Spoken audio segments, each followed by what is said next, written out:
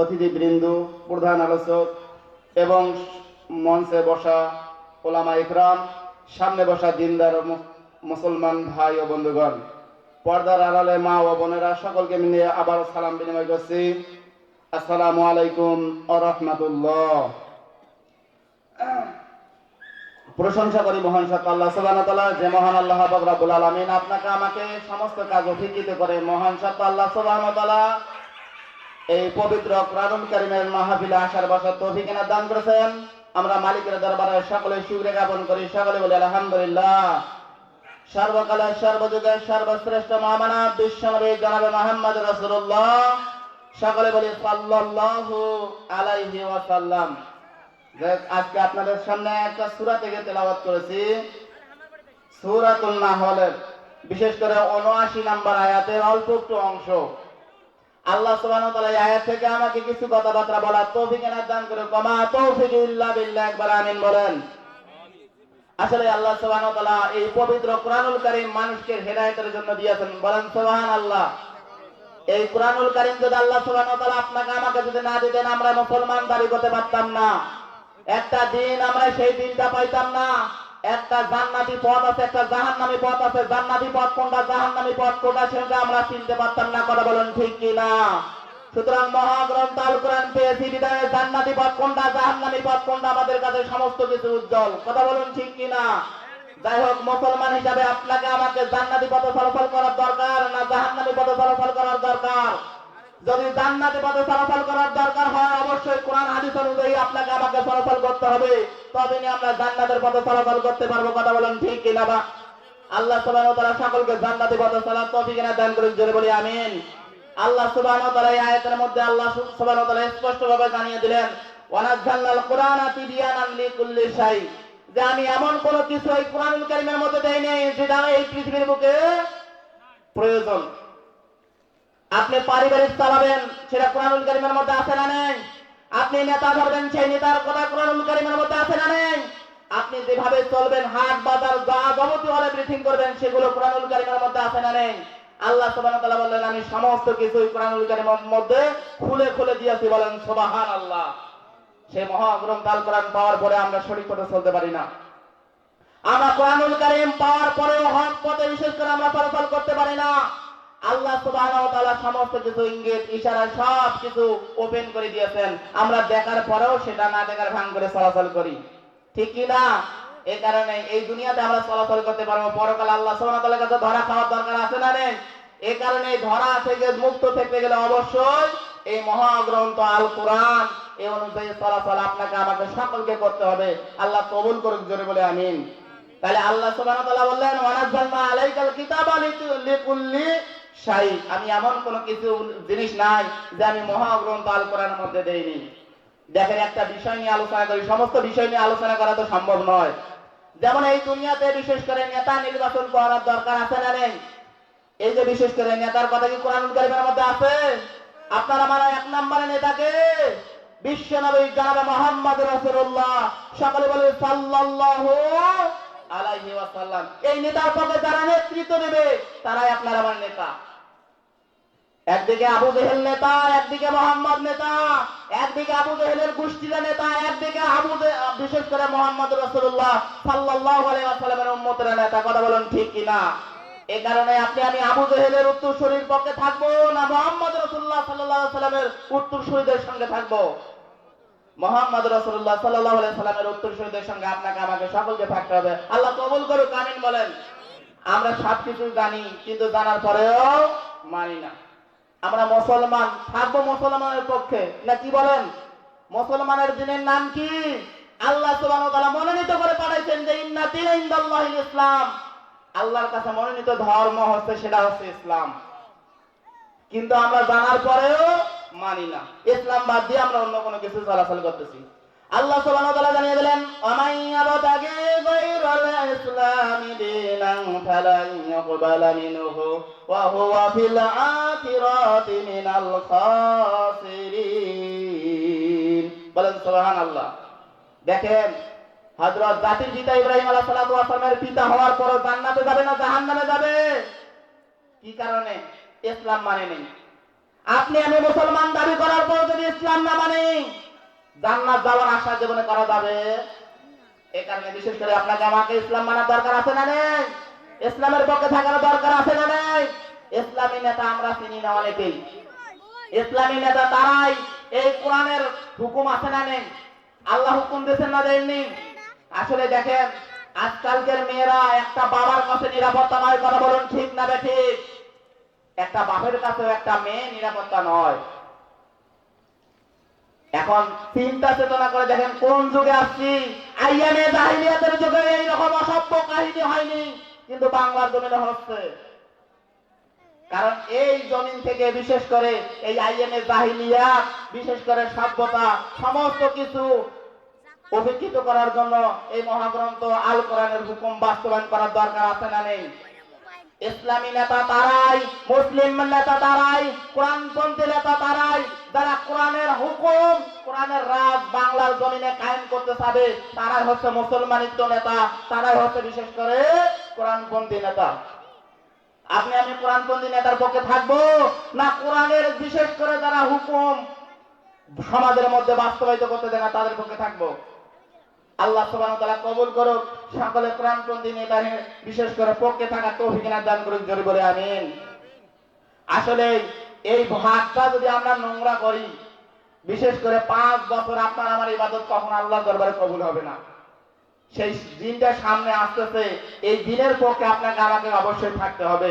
এই কোরআনুল কারীমের হুকুম বাস্তবায়িত এই পক্ষে যদি আপনি আমি কাজ না করি, ওই তাকবীর দিয়ে, তাহাজ্জুদ দিয়ে, টুপি, পাঞ্জাবি, পাগড়ি, হজ করে কোনো লাভ নাই। বিশেষ করে যদি আপনার চিন্তা চেতনা যদি না থাকে যে আল্লাহর জমিনে আল্লাহর দ্বীন কায়েম হোক। আচ্ছা বলেন দেখি, আল্লাহ সুবহানাহু ওয়া তাআলা বলেন যে আলালাহুল খুলকালাম, সৃষ্টির যার আইন চলবে তার। কথা বলুন ঠিক কিনা? এই জমিন কার সৃষ্টি? আপনি আমি কার সৃষ্টি? সুতরাং আইন চলবে কার? একটা চিন্তা চেতনা করে দেখেন দেখি। আমি মনে করেন ধরেন আপনাকে বলতেছি যে আপনার 7 দিন খাওয়া যাবে না, আপনার পরিবারে বিশেষ করে কারোর সাথে কথা বলা যাবে না, আপনার পরিবারে বিশেষ করে 7 দিন বাড়িতে ঢোকা যাবে না, আপনার বিশেষ করে অনেক ধরনের আপনার মনে করেন কথাবার্তা দিলাম, আপনি কি এগুলো মানবেন? আপনার সমাজের আপনার বাড়ির জন্য যদি এগুলো না মানেন, আল্লাহর সমাজের জন্য এগুলোকে মানা যাবে? তাহলে সৃষ্টি যার আইন চলবে। আল্লাহ বলেন আলালাহুল খুলকালাম, সৃষ্টি আল্লাহর, আইন চলবে কার? কারো বাপের আইন মানা যাবে না, কারো স্বামীর আইন মানা যাবে না, কারো মন গড়া কোনো কথা বলা যাবে না। বিশেষ করে আইন মানতে একমাত্র আইন মানতে হবে মহান সত্তা আল্লাহ সুবহানাহু ওয়া তাআলা। আল্লাহ কবুল করুক, সকলকে আল্লাহ সুবহানাহু ওয়া তাআলার হুকুমের পক্ষে থাকার তৌফিক দান করুন, জোরে বলে আমিন। আল্লাহ সুবহানাহু ওয়া তাআলা বলেন ওয়ানাজ্জালনাল কুরআনা আলাইকা ওয়ানাজ্জালনা আলাইকাল কিতাবা তিবয়ানান লিকুল্লি শাই। ও মুসলমান, আমি সব কিছু খুলে খুলে দিয়েছি। কিভাবে চললে জান্নাতের পথে যাবে, কিভাবে চললে জাহান্নামের পথে যাবে, আমি আল্লাহ সব কিছু খুলে খুলে দিয়েছি। এই কারণে আপনাকে আমাকে আল্লাহ সুবহানাহু ওয়া তাআলা সমস্ত কিছু খুলে দিয়েছেন। এই কারণে সৃষ্টি যার আইন চলবে তার। ইনিল হুকমু ইল্লা লিল্লাহ, হুকুম কার? সমস্ত হুকুম আল্লাহ সুবহানাহু ওয়া তাআলা। দেখেন বিশেষ করে এই কোরআনপন্থী নেতারা কোরআনুল কারীম বিশেষ করে সংসদে যাক, এটা আমরা তো সকলে চাই তো নাকি? খালি এটা মনে মনে চাইলে কি হবে? কাজ করতে হবে। আল্লাহ সকলকে কাজ করার তৌফিক দান করে, জোরে বলে আমিন। আল্লাহ সুবহানাহু ওয়া তাআলা আসলে আমাদের ভোটের আগে কিছু কিছু নেতার আবির্ভাব পাওয়া যায়, কথা বলুন ঠিক না বেঠিক? যেগুলো মানে জীবনে মসজিদে যায় না, ভোটের সময় মসজিদে যায়, কথা বলুন ঠিক না বেঠিক? জীবনে ওরা চেনে না এটা মসজিদ না মন্দির, যেখানে সেখানে যে নামাজ পড়ে। সালাম হিন্দুকে দেওয়া যাবে না, কিন্তু এই বামপন্থী নেতারা চেনে না সে হিন্দু না মুসলমান। সুতরাং যাকে পায় রাস্তাঘাটে তাকে সালাম দেয়, কথা বলেন ঠিক না বেঠিক? সুতরাং এই সমাজের নেতারা যদি হয়, এই নেতাদের যদি এইরকম চরিত্র যদি হয়, বিশেষ করে তারা কখনো এই সমাজের বর্বরতা আছে না নেই? এই বর্বরতা বিশেষ করে কখনো তারা সভ্যতার দিকে চলে নিয়ে আসতে পারবে না। এই কারণে বিশেষ করে কোরআনুল কারীমের হুকুম আপনাকে আমাকে সকলকে মানতে হবে। আল্লাহ সুবহানাহু ওয়া তাআলা সমস্ত কিছু তিবয়ানান লিকুল্লি শাই। আল্লাহ বলেন ও দুনিয়ার মানুষেরা, তোমার যেটার প্রয়োজন সমস্ত কিছু আমি আল্লাহ কোরআনুল কারীমের মধ্যে খুলে খুলে দিয়েছি, বলেন সুবহানাল্লাহ। আল্লাহ সুবহানাহু ওয়া তাআলা সকলকে এটা খুলে দিয়েছেন। এই কারণে বিশেষ করে আপনাকে আমাকে সর্বপ্রথম যে নেতা ধরতে হবে। বলেন দেখি কিয়ামতের দিন সলিমুদ্দিন কসিমুদ্দিন নাম ধরে ডাকবে?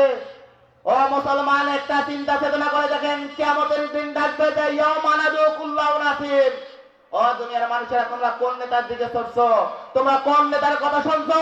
তোমরা কোন নেতার দিকে আহ্বান করছো? কোন নেতার দিকে চলাচল করছো? কোন নেতার ইশারায় কি কাজ করছো না করছো? কিয়ামতের দিন সেই নেতাকে নিয়ে ডাকা হবে।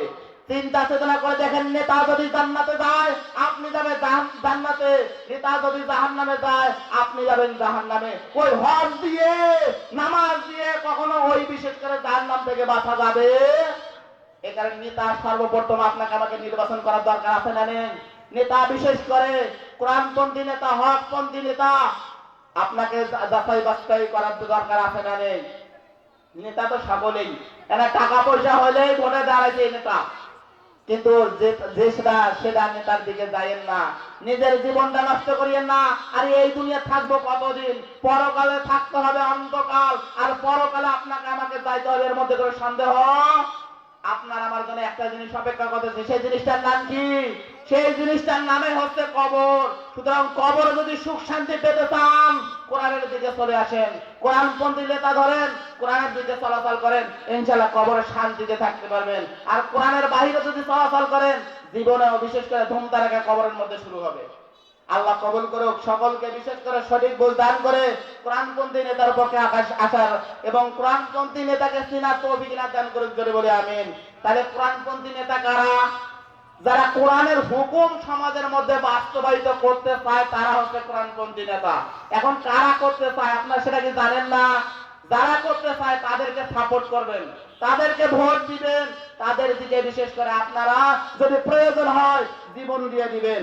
এ কারণে বিশেষ করে আপনারা চেষ্টা করবেন আল্লাহ সুবহানাহু ওয়া তাআলা বিশেষ করে এই সুন্দর নেতাকে, কোরআনপন্থী নেতাকে সকলকে জাস্টিফাই করার তৌফিক দান করুন জোরে বলে আমিন।